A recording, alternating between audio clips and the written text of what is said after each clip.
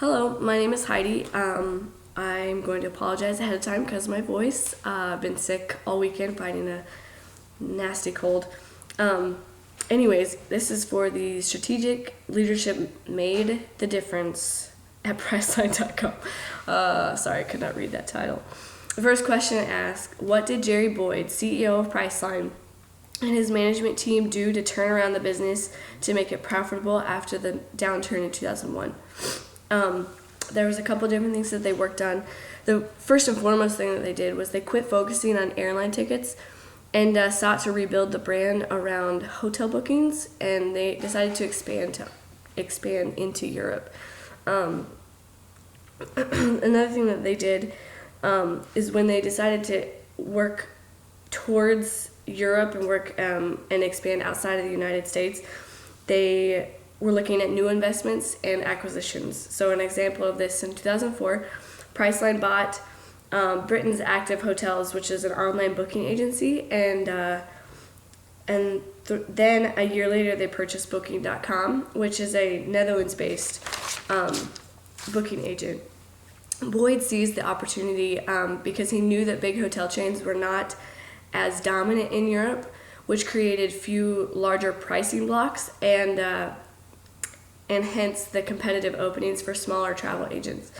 Priceline gave the smaller hotels an opportunity for broader coverage in the market at a cheaper price than other booking agents did. Another thing that they did is they gained a strong spokesperson.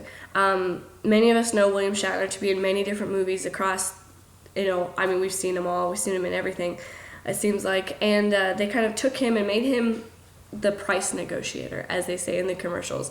And then kind of focused on that theme of being a negotiator and being willing to do anything to get the right deal.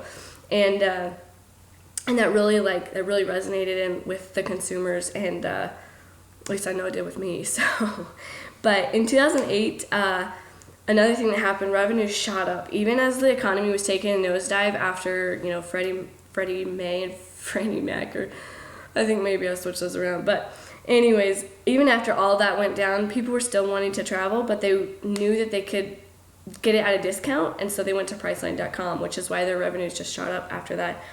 So those are the things that they did. They worked on to turn the company around after he took CEO in 2002. The second question says, what aspects of strategic leadership found in this chapter are emphasized in the mini-case on Priceline.com?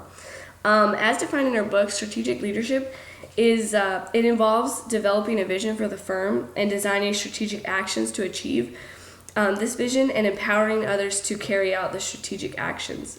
Boyd and his team did just that. They knew they had to turn the company around, and they had to change what they were focusing on. And so instead of doing airline tickets, they focused on hotels and expanding into Europe. And they were looking for those business opportunities in other places. The third question, it says, if you were the CEO of Priceline, what challenges would you need to overcome in the future, given the knowledge you've gained through studying the concepts in this chapter? In this chapter, it talks about a couple different things.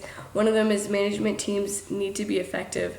You have to make your teams in the workplace be the most effective for your company. While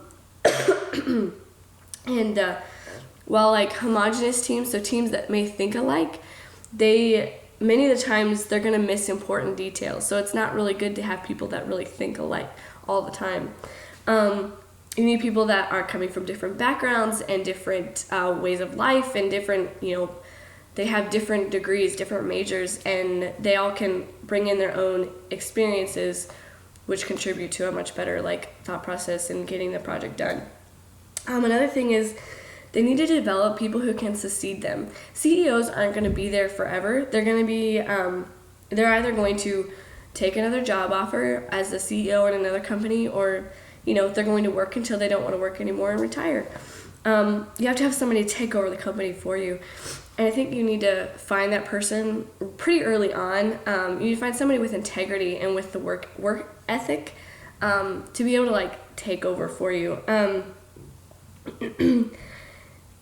And a lot of those times, so many of those people are going to go through intensive management programs to hone their leadership skills. So while they may have good work ethic, they may not be the best manager, and so that's going to teach them how to become that person, that manager, to be able to lead the company correctly.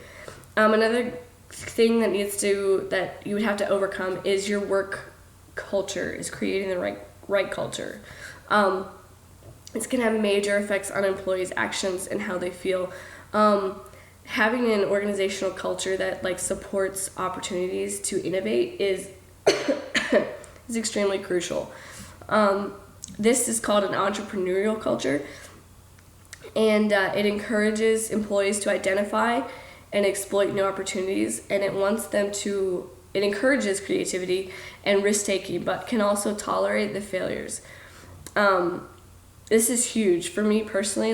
I work at this school of management, and I work in a culture like this, and it's very it's exciting for me to go to work. I'm happy to go to work because I know that even if I fail, my boss is willing to work with me in fixing those failures. And so I think that's huge for any company to have that correct outlook and culture on the workplace. So, and yeah, that concludes Priceline.com.